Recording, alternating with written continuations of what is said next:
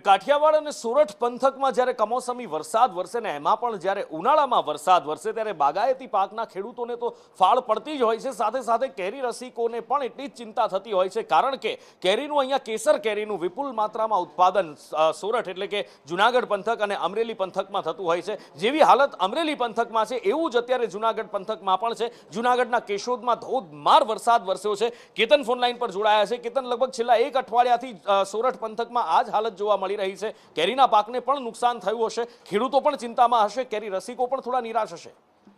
ચોક્કસ નુપુર કે જે રીતે વાવેતર કરવામાં આવ્યું છે તલ, મગ, અડદ અને ખાસ કરીને બાગાયતી પાકમાં ખેડૂતોએ વાવેતર થયું છે, તેને કારણે કમોસમી વરસાદ પડ્યો છે તેમાં ભારે નુકસાનીનો સામનો કર્યો છે। ખેડૂતને માથે ઓઢીને રોવાનો વાર આવ્યો છે। ખાસ કરીને આ વર્ષે ખેડૂતોમાં જે 30% જેટલું જ કેરીનું ઉત્પાદન થવાનું હતું તેની બદલે પણ જે કમોસમી વરસાદ આવતા કેરીને વ્યાપક નુકસાની થઈ છે।